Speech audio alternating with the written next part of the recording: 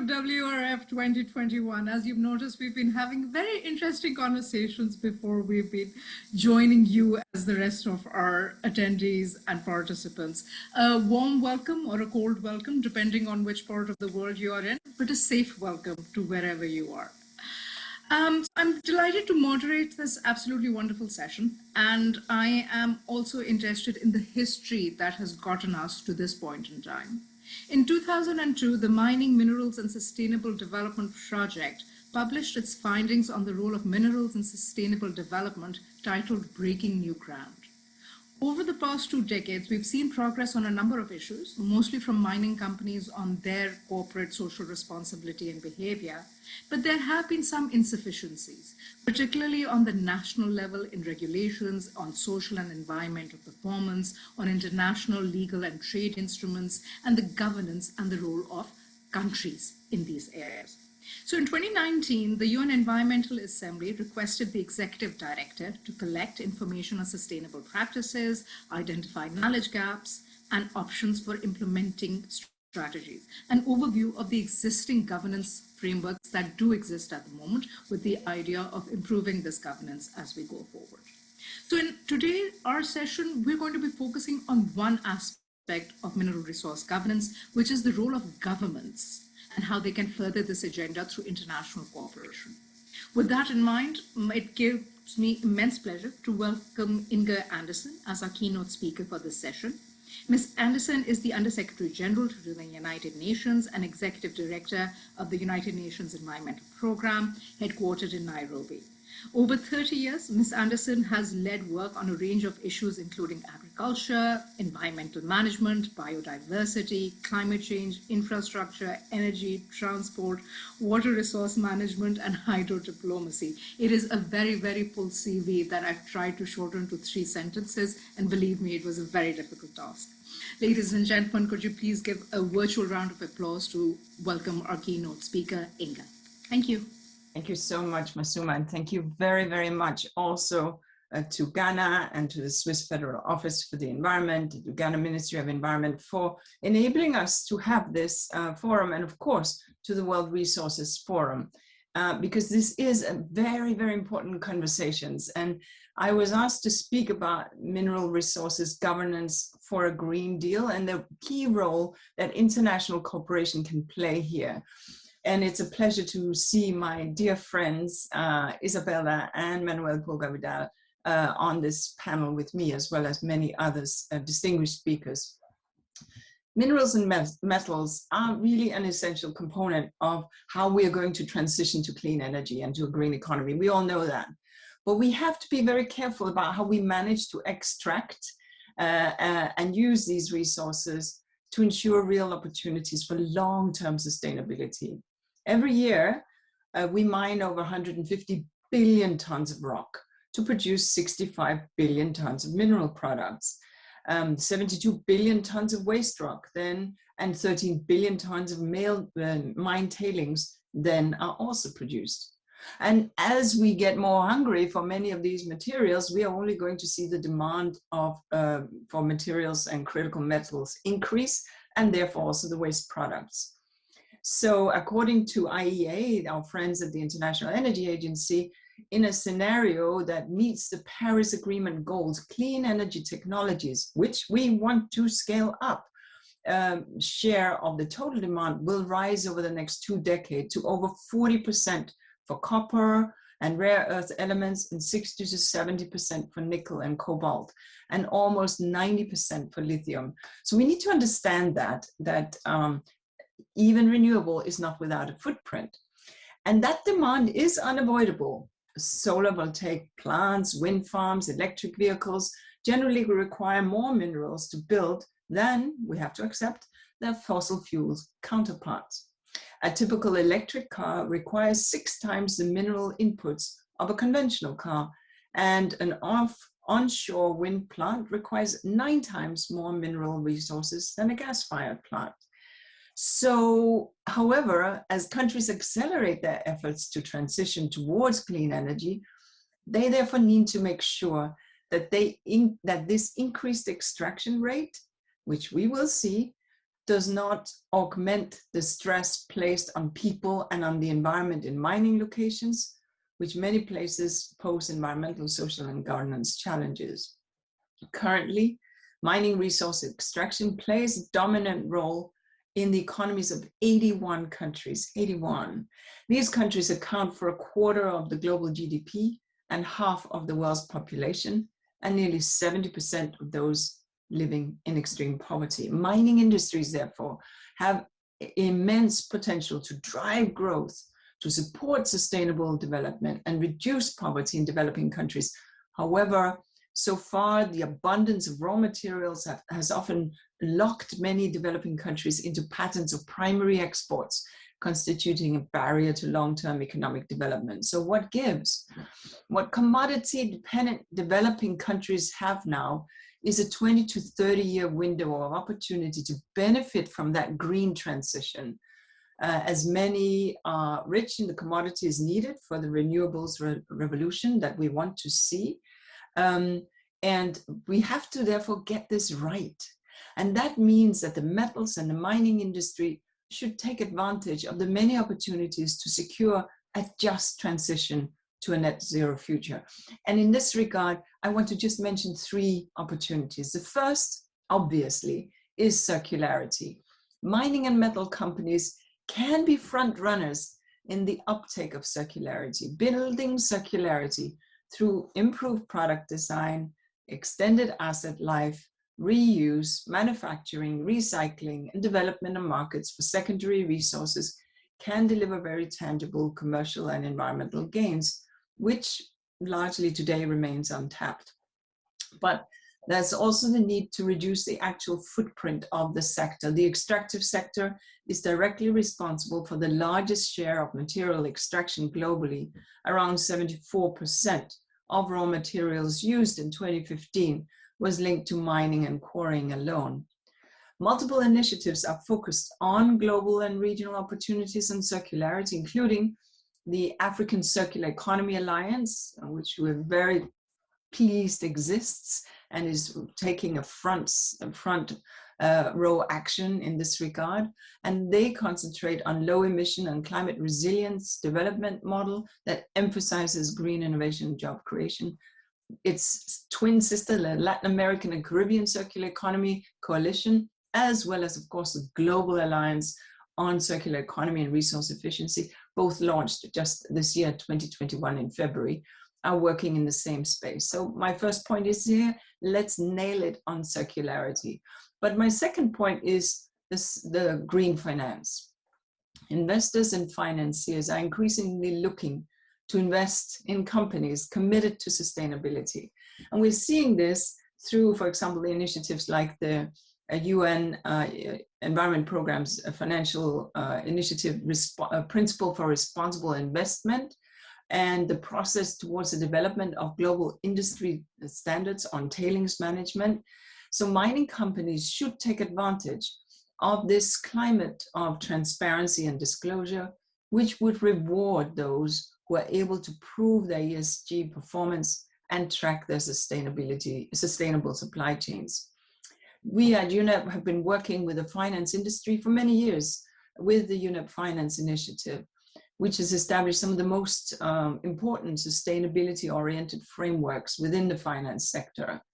Most recently, in 2019, we established the Principles for Responsible Banking, which now includes 240 signatories with $60 trillion in assets, over 40% of the total banking portfolio in the world.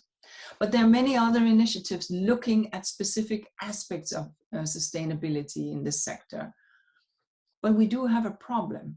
According to the International Resources Panel, more than 80 frameworks and initiatives exist, and there currently lack of coordination and integration, thereby creating quite a lot of confusion. And this is one of the issues that we will have to be looking at the UN Environment Assembly 5.2, which is going to happen in Nairobi early next year. So that's my second point. We need to look at the green finance. My third point is we have a real opportunity in the digital transformation. Digital technologies have the potential to improve access to data and to track performance, to improve transparency and traceability, to support innovation in business models, in practices, and in operations. Digitalization could generate more than $425 billion of value for the mining and metals industry, for customers, society, and environment until 2025. It could lead to the reduction of 610 million tons of CO2 emissions, with an estimated value to society of around $30 billion. And it could improve safety in the industry with around 1,000 lives and 44,000 injuries avoided. So the third opportunity really is to embrace digital transformation in all its aspects. But friends, as we move forward, we should also look at the role of international trade and in resources governance. International trade needs to facilitate the transition towards sustainable and circular models of production and consumption. And that, we have to understand, could imply loss of earnings for low income or resource rich countries that are depending on primary exports. So trade agreements should therefore help these countries transition to resource efficient, more circular economies, as well as adjust to the risks and opportunities posed by circular economy policies in the economies of major trading partners. Moreover, the true socioeconomic cost of extraction of mineral resources should be reflected in the commodity prices, and this could be achieved through better minerals and resources governance, also on the table at UNEP at the United Nations Environment Assembly 5.2. Clearly, we're paying far less than the true costs of production, to the detriment of the exporting countries of the primary materials. In fact, many extractive economies face a challenge in combining resource-based economic growth with sound environmental and mineral resource governance. They can't take full advantage of the benefits of transitioning to a green and sustainable economy without having these effective rules, without having adequate enforcement, without having a degree of independent monitoring. Responsible and inclusive governance must also encompass shared value creation, broad and effective stakeholder engagement, particularly of women and indigenous and tribal people and local communities, and the protection of environmental defenders. And here it's worthwhile to note the recent resolution passed by the UN Human Rights Council on the right to a clean, healthy, and sustainable environment. Friends, as the UN Secretary General has noted, humanity faces a stark and urgent choice: break down or break through. For the materials and metals sector to break through, it needs to adopt an efficient and responsible approach to natural resources management, one which supports people, prosperity, and the planet. This will be built around the respect for planetary boundaries, responsible supply chains, empowered consumers, engaged communities, shared value creation, and responsible companies and accountable governments. If we make this breakthrough, the energy revolution will not just fill the pockets of entrepreneurs and innovators, it could make everyone's lives better. Thanks very much. I'll hand it back over to you. Thank you very much, Inger, for that statement. And I like the conceptualization of 3 opportunities for a just transition. And I think sometimes we forget that a green transition needs to be a just transition. Otherwise, it's not going to be as sustainable as people think the word green implies. So thank you for hitting us off in that direction. Let's take the ideas that Inger is talking about, because she also said mining companies have these opportunities, but governments are going to be responsible for creating the space and the context in which these opportunities are created, taken advantage of, and taken properly advantage of and not abused. So to talk about the role of governments in supporting an international collaboration on mineral resource governance, I have a brilliant panel today, starting off with Isabelle Teixeira, who is the co-chair of the International Resource Panel, elected in 2017. She is an expert in environmental management and impact assessment and licensing. As the former environmental minister for Brazil and a career public servant, she knows all about the challenges of working for, with, and around governments. And I'm going to be very interested in her take on this. She is then joined by Manuel Pulgar, the global leader of climate and energy at WWF. Again, 35 years of experience in environmental law and policy, including serving as the Minister of the Environment for Peru. And he is well versed in the international art of diplomacy, dialogue and engagement, and how to work towards international engagement. And I think those are going to be sort of key buzzwords that we're going to talk about. So let's start off with Isabella. And I wanted to ask you, given all these years of experience, how do you see the role of governments changing to contribute to achieve global governance of the mineral sector? And what is the role of the government's link to sustainability? Okay, thank you very much, Masuma. Nice to see you again, and also to see my good friends Inger and Manuel. And of course, discuss governance is not so easy, but I fully agree that we are in a new momentum around the world, and the world is changing, and we need to understand what is missing.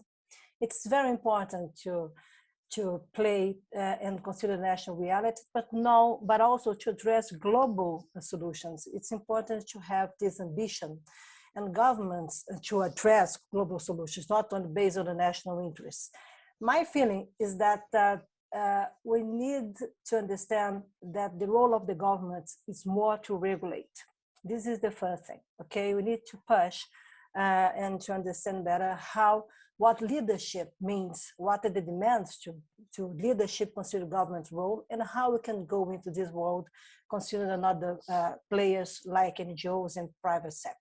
The second point here, it's also that you cannot forget that this century, in my opinion, you have two important drivers, climate and also innovation age, and you come together. We need, as Inger mentioned, we need to understand the role of circularity and how resource efficient use plays an important role to address concrete solutions. And so based on this, because this is touchable, this comes together to bring private sector. It's easy to understand it's beyond the couple environmental impact. We need to understand how to promote global development and manage inequalities and national realities, the regional realities.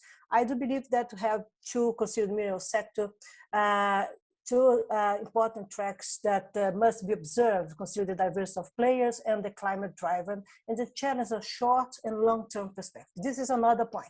We need to understand how we go into the short perspectives, but we need to address also long-term perspectives. As Inger mentioned, this is absolutely key, and I think that we have two tracks to be observed. The first one, and how the natural resource governance is fundamental to tackle the global environmental crisis, and how we can use this to bridge, okay, these silos and be concrete in the address solutions. So circularity, natural resource efficiency, something that really the private sector and public sector understand, and also civil society will be beneficiary of this new arrangement. And the second one, the dot connectors. This is very important, if I can use this expression between quotes, if you allow me, okay, the convergence of the interests in an international trade role, as Inger mentioned, for the global value chains. Consider short-term perspectives, consider this transition decade that we're living today. And to be objective to address national regional capacities and priorities. We need to understand what are the demands for regional capacities, and important to promote the engagement in mineral roads. The mineral roads, as also Inger mentioned, have 8 different arrangements proposed, etc., etc. This, my feeling, is that we need to go into the concrete solutions, give the responsibility of the solutions based on low carbon economy, but also to understand what were the mistakes of the past. We cannot bring the past to the present. This is very important because we understand the additional pressure that's coming in the future, but we need to address based on concrete solutions. So my feeling is that governance in the mineral sector will be high influence, consider climate agenda and biodiversity agenda in short-term perspectives. Lovely, thank you. And Isabella, if I Manuel sort of pick up from where Isabella is just left, I feel like governments have been talked to, governments have done talking, have ignored, and there are multiple things that they're being asked to do. And in your experience, what is the difference between talking? What is the gap between talking and implementation? Is there just so much noise that governments have decided, well, there's not much, we're going to play it safe? Where's the implementation challenge for these guys? There are many implementations, Masuma, and thank you, and hello, Inger again, and Isabella, good friends, and Kojo. But let me identify four. Two, Masuma, are always a challenge when we think about mineral resources governance. The first one, it is we do need to have a clear, legal, and well-implemented system with clear rights. That is the foundation. If we are not able to develop that, it is very difficult to think in a new vision or to move into governance and all those kinds of new challenges. Legal systems, rights, and I am referring to concessions, access to land, indigenous rights, and all of that, it is in the foundations of a good mineral resources governance. The second one, it is the need to have a comprehensive set of regulation for mineral resources. And I am used to saying that those regulations must be related to the past, so environmental liabilities, to the present, so all the regulations to regulate the present operation, and to the future. So that is mining close. So those are the three elements. If the system is able to develop those three main elements of a good and comprehensive mining regulation system, probably it would working better. And the two others more related to the current times, it is the need to develop a shared and cross-sectorial vision. That is a key element, because sometimes we are thinking that this could be, or this must be part of the obligations of a Ministry of the Environment, and that is not true. We do need to have a cross-sectorial regulation. And I am not referring just to laws. I am referring to many, many other enabling conditions. Also the importance of engage the Ministry of Finance. That is a key element. Fortunately, good things are happening in sense of the mining sector. A week ago, the International Mining and Metals Council, the ICMM, has just adopted a vision for a net zero. What it is good. You mentioned the MMSD. What it is so important, it is to have all the sectors sharing that vision. No? And we are in a time in which, fortunately, we are working, and Inger is a very active actor, into what it is the nature positive world, and on the other hand, the net zero. And those two elements, that it is the vision for 2030 or 2050, it is key, because as much as the government can share that vision, as better for all the industry and for all the economy. So that is a really, really important thing. And finally, and Inger referred to this, the need to protect defenders. You know that in Latin America, we are facing some resistance for the adoption of what it is called the Acuerdo de Escazú. And the Acuerdo de Escazú, it is a legal agreement, a Latin American legal agreement to protect defenders. It is really to promote public participation. People need to participate. People need to have access to a transparency and accounting system of the mineral sector. So those are, for me, the key challenges for a government. Two basic foundation, always a challenge, and the two more related to the current time. That's a very interesting, Manuel, because there's part of national legislation, like you said, get the foundation right, but sometimes you're not allowed to get your own foundations and you have to inherit other people's foundations. And that brings me to Kojo Busia, who's our third panelist for today. Kojo is the founding director of African Resource Management, Environment and Climate Change Institution. Again, for 25 years, Kojo has been working with professionals in many African states in the natural resource sector, which includes governments, which includes mining companies, other experts, consultants, and think tanks. And he is well aware of challenges in committing to and achieving international governance agendas when you have multiple countries trying to work together but having different priorities. And I'm sort of going to throw Kojo in a little bit of hot water from the very beginning, because my question to him is, we know there are political power dynamics, and unfortunately, sometimes Africa is at the receiving end of these power dynamics rather than being able to find its seat and its voice without compromise. How do you see the international power dynamics fundamentally impacting the sustainability structures or governance structures that African countries want to set up in their own national legislation? Thank you, Masuma, and thanks for having me on this panel. Well, basically, as you know, the transition to the clean energy technologies would definitely have power structures. New power structures will be emerging, which actually reinforces the current dynamics in terms of resource control between the powerful industrialized countries and the developing countries, most of which actually supply these raw materials.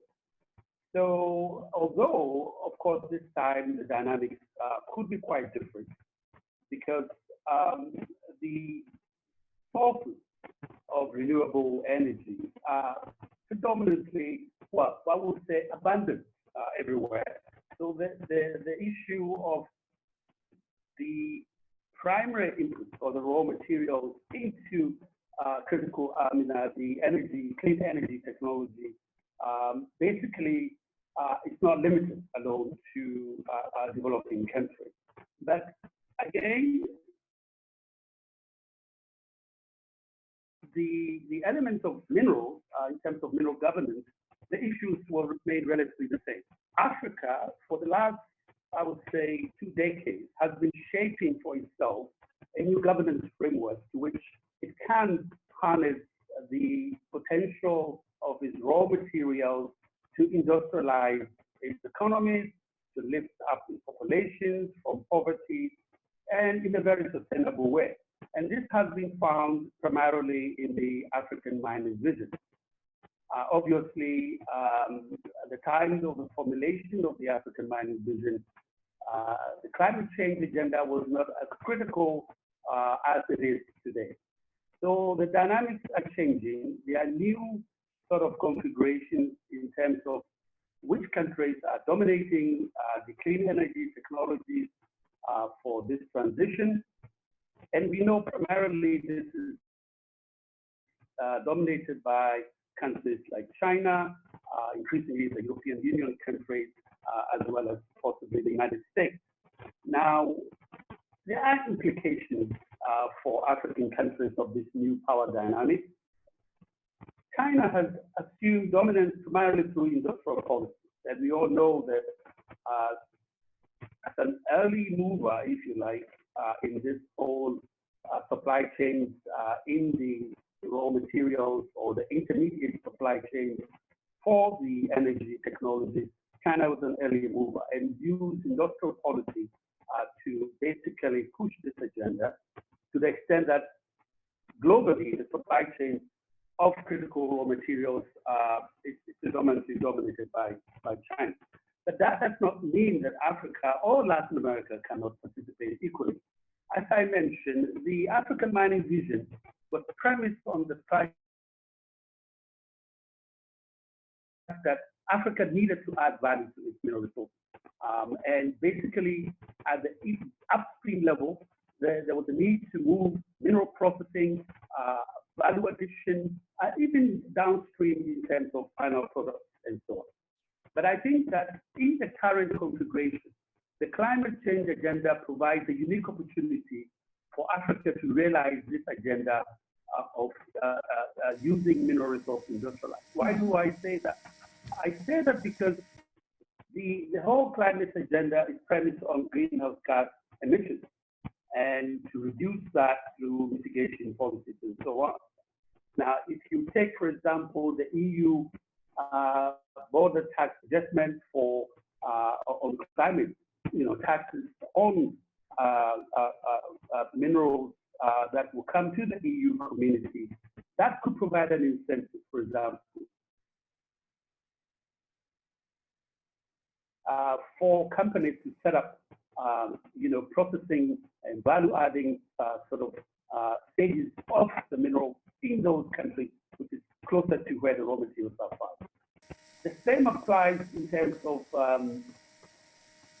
if you look at the supply chain disruptions that occurred in the context of COVID-19 recently globally. And that has led to many of the countries that import supplies, in particularly the battery and other clean energy technology areas, are beginning to reconsider the excessive dependence on one power, which is China. China primarily for supplies in this area. Now that provides additional incentives that could add on to the incentive to create more value-adding processing of minerals in Africa, and for that matter, Latin America. So basically, the point is the transition, the clean energy transition provides unique opportunities. There are definitely going to be winners and losers in the process, but I think developing countries that produce a significant amount of these raw materials, these critical raw materials, like in Africa and Latin America, should be able to increase the value-adding aspect of the value chain and try to localize some of the global value chains within those countries that will help using power or energy sources like hydropower and solar and so on to power the mines, which will contribute to the climate agenda. That's a very interesting perspective, Kojo, because you're talking about how, apart from national regulations, the regulations in other countries can become an incentive in third country producing countries. And sort of that becomes a global agenda and implementation kind of thing.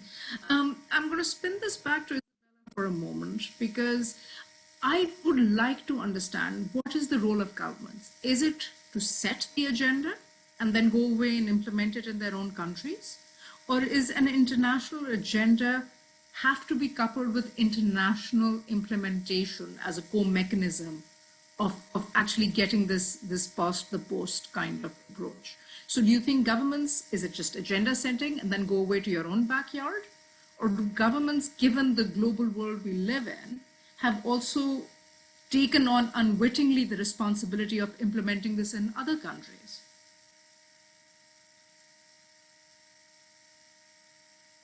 Isabella? It's for me?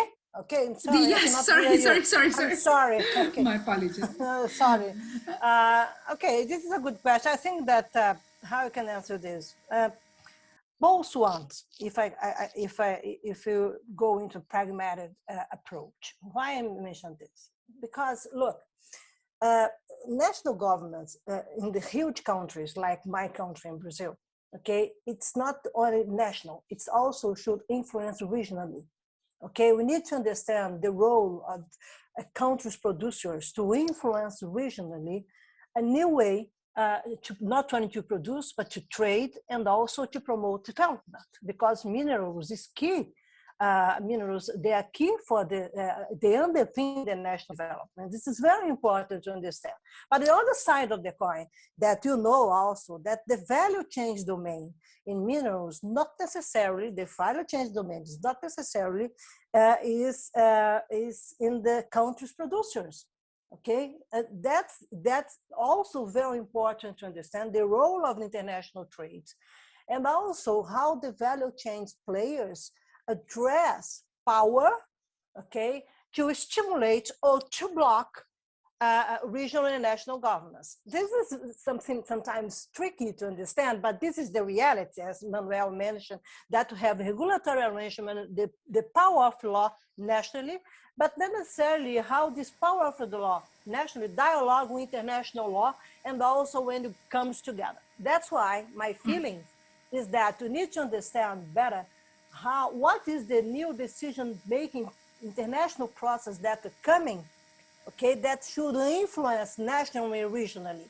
And that's why all of us here, we are discussing this, showing how climate agenda is coming, okay, to influence this, because climate change will mobilize everyone around the world today, okay? This is beyond the climate fatalism that we used to talk today, okay? Everyone, private sector is coming, ESG platform, green finance, everyone's coming. So you need to understand how you will rearrange these different driving forces that are coming under the climate umbrella, not only climate, but this is very important to understand how climates put pressure today around the world, bring people together. And for example, how you have climate clubs around the world that use minerals to address concrete solutions, for example, as Inger and you also mentioned, renewable energy, and also as Kojo mentioned. So you need these new dynamics that they're coming.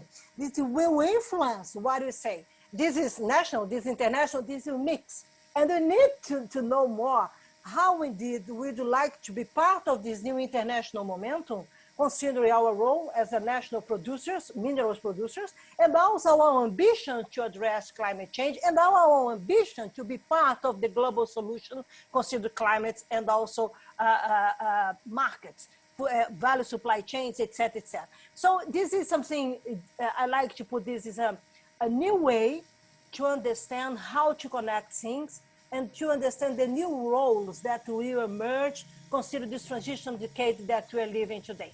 We need to pay attention to this because the dots do not connect and is not transparent enough. And my last comment, if you allow me, we used to say that we need to have coherence in our policy for developed minerals, transparency and accountability. We used to say that integrate develop plan for mining. These are really magical words, but when you come to the real world, okay, it's very important to understand what are the real pressure that will make this road change. What is changing today?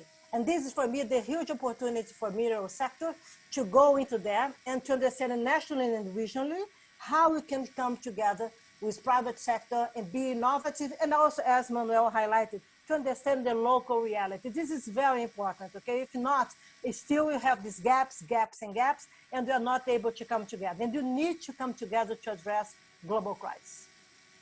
That's a very interesting point, and I'll take this to Manuel, especially if you consider right now, for example, the EU Latin American trade framework, the trade agreement. It took decades to get to an actual agreement, because when you're balancing mining, you're also balancing environment, and there are so many things that go into it. And is our international trade agreement framework, the way we're conducting these massive trade deals, does mining get lost in there? Do mineral resources get sort of sacrificed for other things, the trade-off? Particularly, as Isabella said, we have a new decision-making forum. Climate change is a new way of making decisions. So we still seem to have old trade instruments or legal instruments, and yet the decision-making process is no longer just governments. In some cases, Apple and Samsung have more power than half the governments in this world. How do you see those tried and tested international legal instruments being used as the power dynamics of the world changes? That is really a strong, interesting question, Masuma. Let me start by saying, fully agree with Isabella. It must be a combination of domestic will and implementation plus international cooperation. And why international? Because we are talking about commodities. In most of cases, companies are multinational. So that move into the international side. But domestic, because sometimes the legal systems, the internal governance, and as Isabella highlighted, the local reality. So that combination, it is key. How much an international agreement, trade international agreement, could help? A bit, probably not too much, because remember something, Masuma. Those international trade agreements recognize and are based in the sovereign right of governments in defining their own rules. So those agreements are not imposing things. What are trying it is to have countries developing their own environmental rules, sustainability rules, and all of that, but for sure based in two concepts, that it is the non-discrimination and reciprocity. That is the key element of the trade agreement. So what is challenging and very difficult to address by international cooperation, but we should try to, in an innovative way, to think how to deal and address that. Benefit sharing. Masuma, by the end, the key element of the mineral resources governance, it is related to benefit sharing. And look, benefit sharing, it is not just money. For sure, it is important money, no, for the local communities, for the local government. But it is more than that, it is development. It is about on how the benefit of the mining exploitation or extraction could benefit those localities, those places in a sustainable way. So I think that, look, you mentioned in the beginning of this meeting, the MMSD, you know that I was part, and I think that even Isabella, of what it was called the assurance group of the MMSD. We're talking of 15 years ago. I think that was a fantastic initiative. But the point is, we have made progress, probably not too much, not as expected. And the point again, it is, how can we promote something international that could focus on the benefit sharing in a way in which everybody knows that that is the key element for a mineral resources government. And benefit sharing again, funds, rights, development, and probably based in what it is the new vision of the world, climate, biodiversity. So I think that we don't have a clear answer, but we should start to explore how can we do that in an international basis to promote domestic strong and real development. That is for me a key element that a trade agreement probably won't be able to address. No, fair enough. And sort of takes me talking about strong domestic development, particularly that has been an African priority for its mineral sector for a large number of countries. So Kojo, if I can come to you, and this is also one of the questions that's coming through from the audiences, this idea of whether Africa's low emissions in terms of environmental, contributing to GHG gases, environmental impact, should Africa be following the same line on climate change as other countries? Doesn't this give Africa the opportunity to sort of jump the curve and move on to adaptation a whole lot more quickly, rather than having to follow an international agenda? Should Africa be thinking of saying, hey, we're going to have our own agenda, because honestly, our climate change contributions is minimal at the moment, so why should we have to stand back while where the polluters, why should not the polluters pay? Well, I think that as part of the global community, African countries would so invariably have to observe the international standards with regard to the Paris Agreement. However, I think Africa has unique opportunities that many other continents don't have in terms of the opportunity to leapfrog to clean energy industrialization or development, as it were, partly because the share of GDP of industry is quite limited. Of course, Africa also increasingly produces fossil fuel energy, and that is the main source of revenue for government. So that is the trade-off in terms of the challenge of having what we call these, stranded assets and so on. But by and large, Africa's minerals are exploited through multinational corporations or companies, both of whom must abide by international standards. I mean, look at the whole ESG agenda, which has become so globalized that it impacts on all multinational mining companies, both their subsidiary operations in developing countries, as well as their corporate operations in those home governments.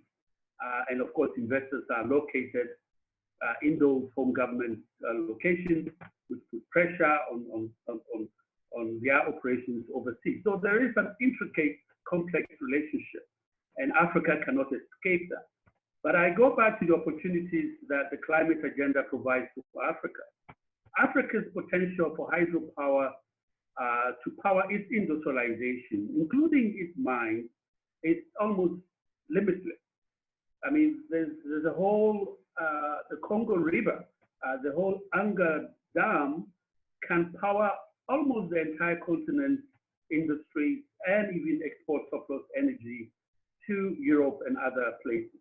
I mean, hydro is as clean as you can get in terms of large-scale clean energy production. So these opportunities really exist for Africa. The issue is, how do we make international capital appreciate this whole dynamic, that indeed the over-regulation in their own country forbids them to engage in certain industrial processes. Whereas Africa has available hydropower, we have solar power potential than perhaps any other continent except for Latin America. And that could be the engine to propel African countries to a clean energy-based industrialization.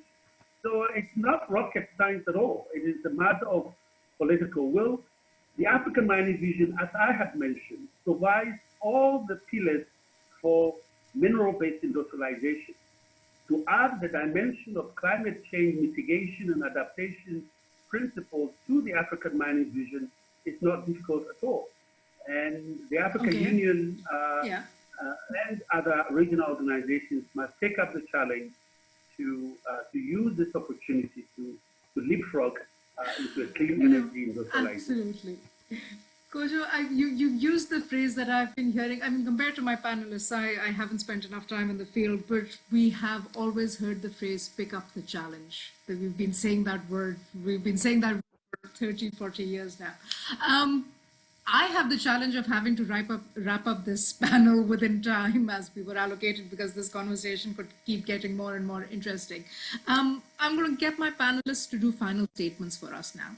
And the task or the challenge for them is basically saying, of so many things that exist, if you were going to prioritize one action that would contribute to international collaboration on mineral governance, what action would it be?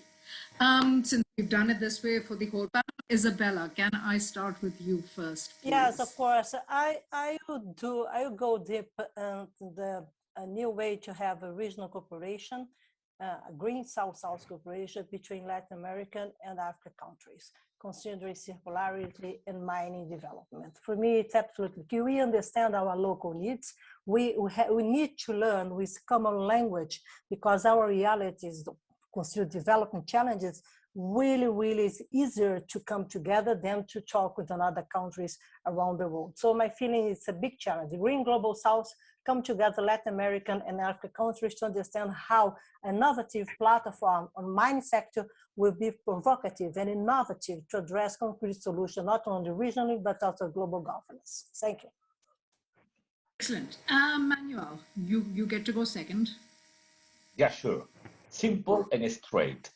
Align the mineral resources sector into the new collective vision of the world. That is key. Net zero, nature positive. Nobody must be behind. There are no excuses. The world, it is entering into a new economy. Sorry, am I the only one who can't hear Manuel, who seems to have... Can you hear me well? I hope so. Isabella, can you hear me? I can hear you perfectly, no problem. Manuel, we can't seem to hear you. It is... Oh, sorry, just my apologies then. Okay, please going so, up. I can't hear you. Sorry. Whenever somebody's done, can you please ask Kojo for a so, question?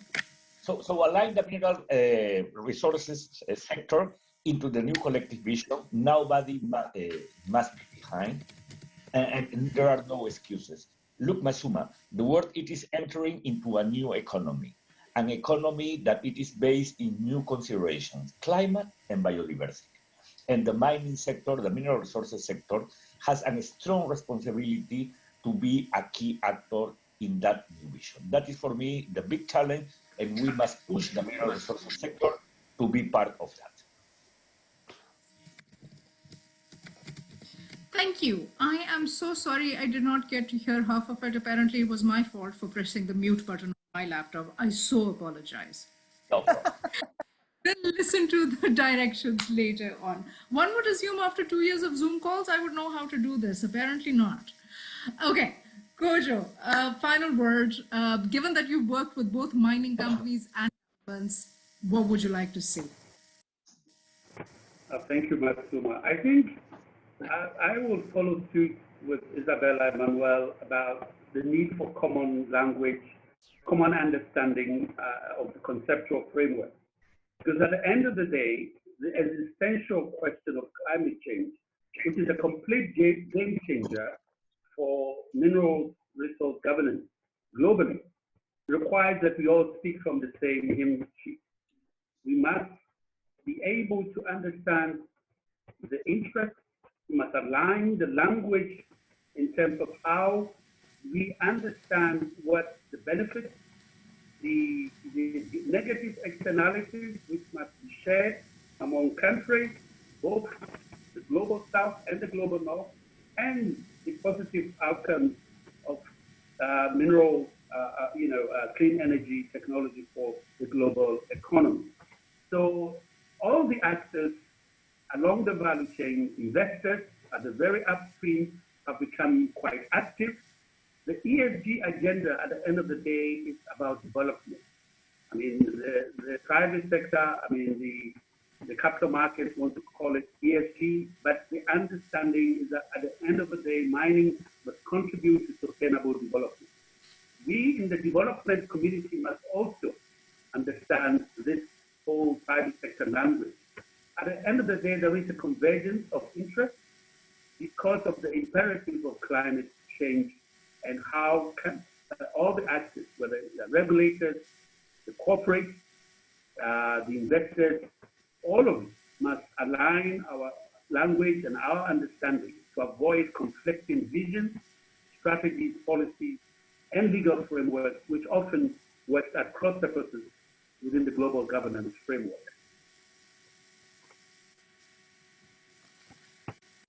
Wow, thank you, Kojo. I was asked to do summary in 1 minute, and I'm honestly thinking, how do I summarize this? 3 key points.